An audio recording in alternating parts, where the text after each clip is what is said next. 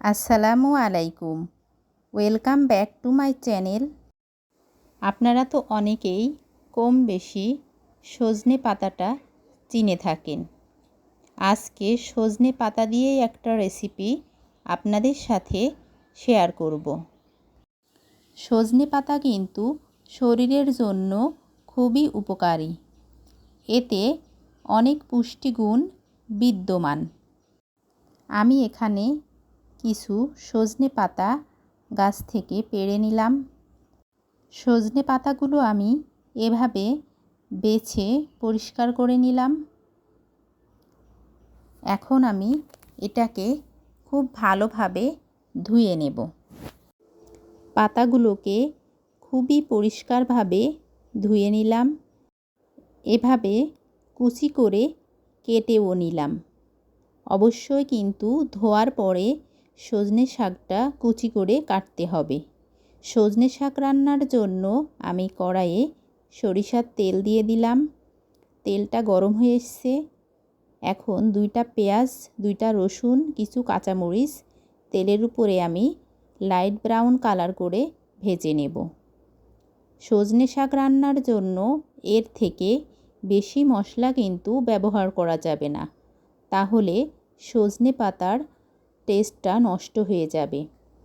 3 থেকে 4টা শুকনা মরিচ ভেঙে দিয়ে দিলাম। এগুলোকে লাইট ব্রাউন কালার করে ভেজে নিয়েছি। এবার আমি কুচি করে রাখা সজনের শাকগুলোও দিয়ে দিলাম। সজনে শাক রান্নার সময় কিন্তু ঢাকনা দিয়ে ঢেকে দেওয়া যাবে না।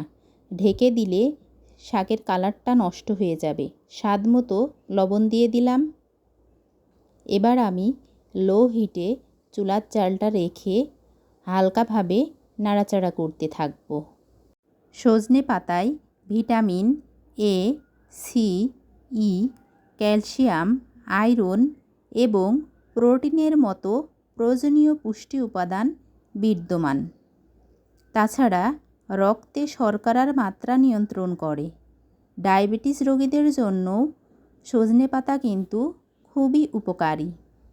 এছাড়া হজম, পেটের রোগ ও কোষ্ঠকাঠিন্য ঠিক করে। শরীরের ক্লান্তিভাব কমাতেও সাহায্য করে। এক কথায় রোগ প্রতিরোধ ক্ষমতা বৃদ্ধি করতে অনেকাংশেই সজনে পাতা খুবই গুরুত্বপূর্ণ ভূমিকা পালন করে। সজনে পাতাটা আমি 8 থেকে 10 মিনিটের মতো কিন্তু নাড়াচাড়া করা হয়ে গেলে নামিয়ে নেব। খুব বেশি ভেজে নেওয়া যাবে না, তাহলে সজনে পাতার পুষ্টিগুণটা নষ্ট হয়ে যাবে।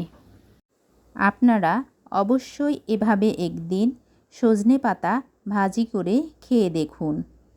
খুবই কিন্তু মজাদার হয় এই সজনে পাতার রেসিপিটা। সজনে পাতাটা ভাজা হয়ে গিয়েছে। এখন আমি পাত্রে নামিয়ে নেব। দেখুন কালারটা কিন্তু খুবই দারুণ আছে। আমি যদি এর থেকেও বেশি ভেজে নিতাম তাহলে কালারটা নষ্ট হয়ে যেত। তাছাড়া খেতেও কিন্তু সুস্বাদু লাগতো না। এখন আমি সজনে পাতা ভাজি খেয়ে দেখব টেস্টটা কেমন হয়েছে। সঙ্গে থাকার জন্য সবাইকে ধন্যবাদ। ভালো থাকবেন সবাই। আসসালামু আলাইকুম। আল্লাহ হাফেজ।